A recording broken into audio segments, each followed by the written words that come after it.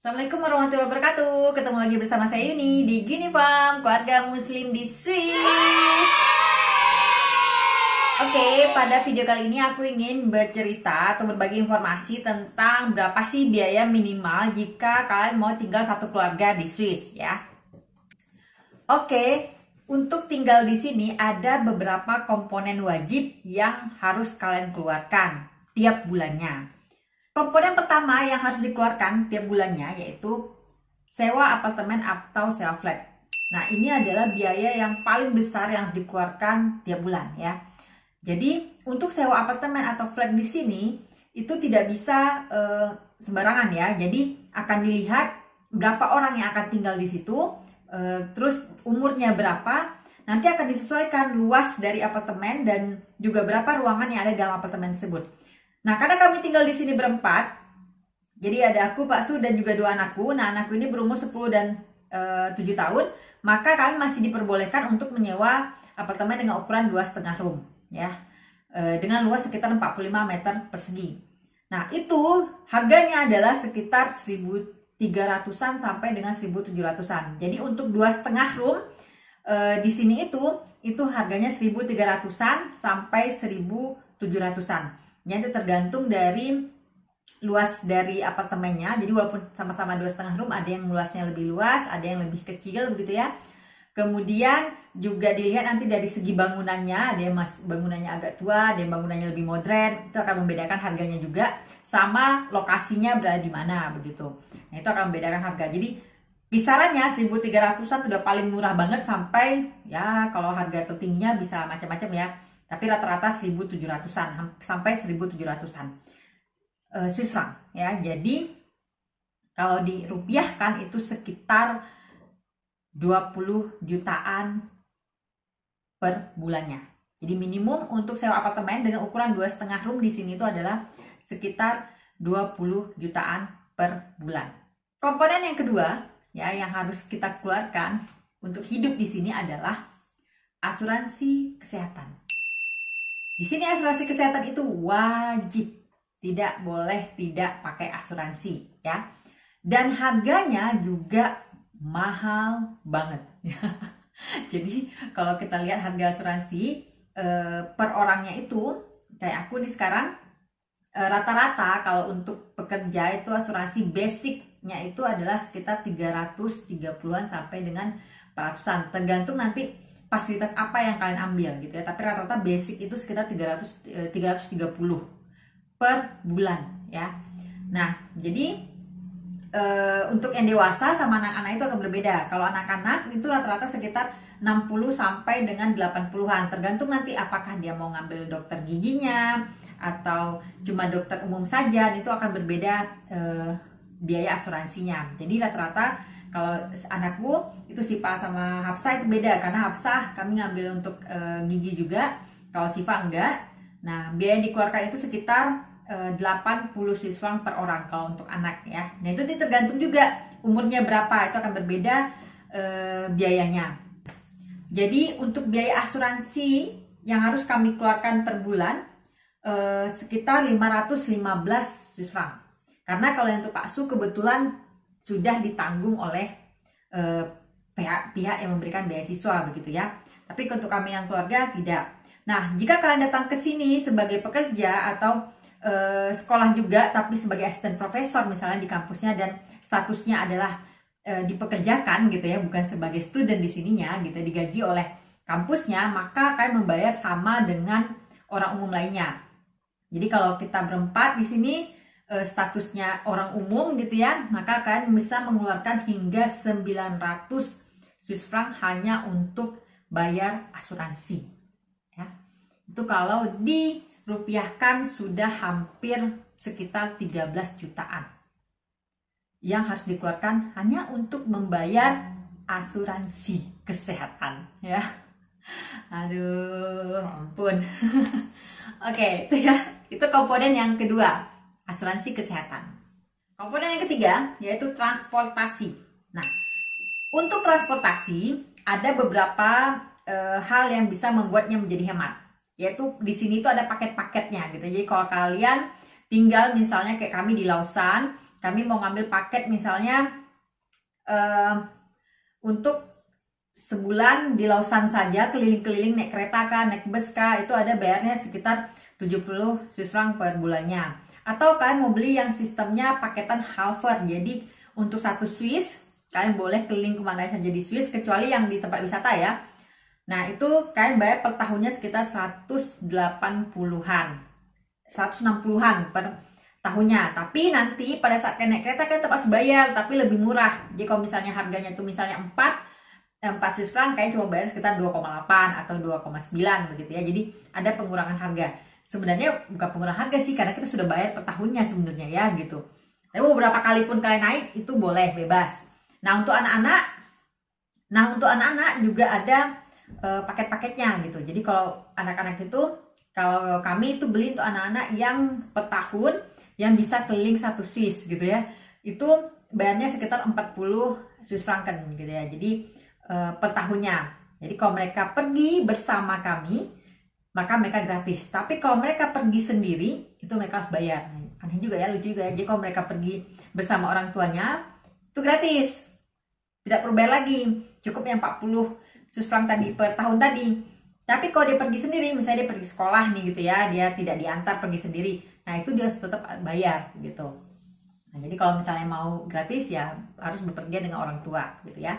Untuk transportasi itu ada biaya yang sifatnya per tahun yang harus kami bayarkan, ada yang sifatnya harian, dan juga yang sifatnya insidental. Jadi 3 hal ya gitu. Yang per tahun itu aku dan Pak Su tuh ngambil paket halver. Terus tuh anak-anak kami ngambil yang paket dengan orang tua gitu ya, sekitar 40 Swiss franc per tahunnya gitu. Nah ya kalau dihitung yang sifatnya per tahun itu sekitar 416 Swiss franc. Kalau dibagi 12 sekitar 34 Swiss francan lah gitu ya. Itu yang sifatnya wajib per tahun. Kemudian untuk yang sifatnya harian yang dikeluarkan, misalnya Pak Su pergi ke kampus gitu ya, dia harus mengeluarkan sekitar 5,6 Swiss franc bolak-balik gitu ya, PP. Nah itu kalau dihitung-hitung dalam 1 bulan sekitar 100-an Swiss franc. Kemudian yang sifatnya insidental, mau pergi jalan-jalan, itu keluar lagi biaya transportasinya. Walaupun tadi sudah pakai halver, itu kalau dihitung-hitung kalau perjalanannya tidak terlalu jauh, ya bisa habis hampir 100 Swiss franc juga per bulannya begitu ya, tergantung seberapa sering kita pergi atau seberapa jauh kita berpergian gitu. Tapi kalau di rata-ratanya sekitar 100 Swiss franc lah per bulan gitu. Jadi untuk transportasi saja per bulan biaya dikeluarkan sekitar 200 sampai 250 Swiss franc. Komponen biaya keempat yang wajib dikeluarkan adalah untuk paket internet atau untuk nelpon juga ya. Nah, di sini tuh ada macam-macam penawaran dari providernya begitu ya. Nah, biasanya kami di sini mengambil paket yang unlimited, yang bebas penggunaan, itu sekitar 50 Swiss franc per bulannya. Gitu. Jadi kalau misalnya berdua ya berarti 100 Swiss franc per bulan yang harus dikeluarkan hanya untuk pakai internet. Nah, itu bebas kita mau menggunakan internetnya sudah bebas, kemudian udah bebas untuk nelpon gitu ya. Jadi 50 Swiss franc. Jadi kalau berdua berarti 100 Swiss franc ya, hanya untuk pakai internet. Komponen yang terakhir atau yang kelima, ini yang paling penting banget ya sebenarnya ya, yaitu untuk biaya makan dan juga keperluan-keperluan lainnya.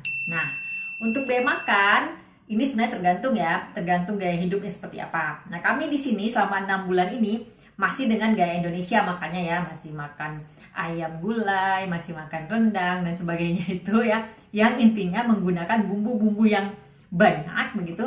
Nah, jadi untuk biaya makan, kemudian biaya keperluan harian, misalnya seperti sabun kah, kemudian sampo dan sebagainya, itu biaya yang kami keluarkan sekitar 600 sampai 650 Swiss franc per bulannya. Oke. Jadi itu 5 hal penting yang wajib kalian keluarkan. Itu di luar belanja-belanja, di luar kalian mau shopping-shopping pakaian kah, sepatu kah, begitu ya. Nah, itu biaya yang wajib kalian keluarkan 5 hal tadi. Nah, kalau dihitung totalnya itu sekitar 3.200 Swiss franc per bulan. Minimal banget itu sekitar 50-an juta per bulan ya. Nah, ya. Beruntungnya di sini itu pemerintahnya itu sudah memperhitungkan semuanya. Jadi kalau kalian datang ke Swiss, pemerintah sudah memastikan bahwa kalian tidak akan kekurangan di sini. Kalau kalian kekurangan di sini, maka pemerintahnya harus membantu kalian begitu ya jatuhnya. Jadi kalau misalnya di sini itu UMR untuk para pekerjanya itu sekitar 4 ribuan. Jadi kalau tadi pengeluarannya sekitar 3.200-an dengan UMR 4.000 itu balance sekali gitu ya, bahkan masih bisa yang ditabung lah bahasanya gitu ya. Nah, kalau kita dapat beasiswa dari luar atau bukan dari pemerintah Swissnya, maka pemerintah Swiss akan melihat berapa sih besaran beasiswa kita gitu. Kalau misalnya kalian memang pemasukan kalian itu bukan dari pemerintah Swissnya, dia akan melihat berapa sih besaran yang kita terima per bulannya. Kalau kurang, mereka anggap itu kurang, maka akan ada bantuan dari pemerintah, begitu ya. Jadi entah itu melalui profesor yang memberikannya, kalau misalnya via kampus gitu ya, atau tempat kita bekerja, ataupun kita bisa mengajukan ke lembaga sosial untuk meminta bantuan dari pemerintah Swiss atau meminta keringanan-keringanan dalam pembayaran gitu. Jadi intinya di sini itu tidak ada orang yang miskin. Jadi semua itu dipastikan oleh pemerintahnya kita sanggup untuk membayar semua komponen-komponen tadi begitu ya. Jadi untuk rumah, untuk asuransi, itu kita dianggap sanggup untuk membayar. Meskipun kita harus membayar mahal gitu. Jadi kalau misalnya kita bandingkan tadi antara uang bayaran asuransi dengan biaya makan itu hampir sama begitu ya. Bahkan lebih besar gitu. Jadi kalau misalnya tadi seandainya Pak Su ini bukan student, dia bayar sama seperti warga lainnya begitu ya, sekitar 330-an minimum gitu. Maka biaya asuransinya aja udah 900-an per bulan, dan biaya makan hanya 600-an. Jadi antara biaya makan sama asuransi besaran biaya asuransi begitu ya. Ya begitulah, tapi dari pemasukan kita sebenarnya sanggup untuk bayar gitu. Jadi pemerintahnya sudah memastikan itu, bahwa kamu sanggup untuk bayar dan kamu harus bayar, nah gitu ya. Jadi itu adalah komponen biaya wajib yang harus kalian keluarkan kalau kalian mau tinggal di Swiss. Dan berarti kalian sebelum pindah ke sini atau mau tinggal di sini, kalian harus memastikan bahwa kalian sanggup untuk membayar semua itu begitu ya. Nah, karena itu akan menjadi syarat nanti pada saat kayak pengajuan visa. Walaupun nantinya di sini seandainya kalian tidak sanggup, pemerintahnya mungkin akan membantu kalian begitu. Tapi ya itu akan menjadi pertimbangan saat kalian mengajukan visa gitu ya. Jadi kalian hitung dulu berapa pemasukan kalian. Kalau kalian mau bawa keluarga, pemasukan kalian masuk gak dengan syarat minimum yang harus kalian keluarkan untuk tinggal di sini begitu ya. Oke, itu informasi yang bisa ku berikan tentang berapa sih biaya hidup minimal jika kalian mau tinggal satu keluarga di Swiss. Nah, kalau kalian belum subscribe channel kita, silahkan di subscribe dan juga beri like kalau kalian suka, di komen, dan jangan lupa tekan tombol notifikasinya untuk video-video kita selanjutnya. Ya, terima kasih, merci, au revoir, bye-bye, ciao, assalamualaikum warahmatullahi wabarakatuh.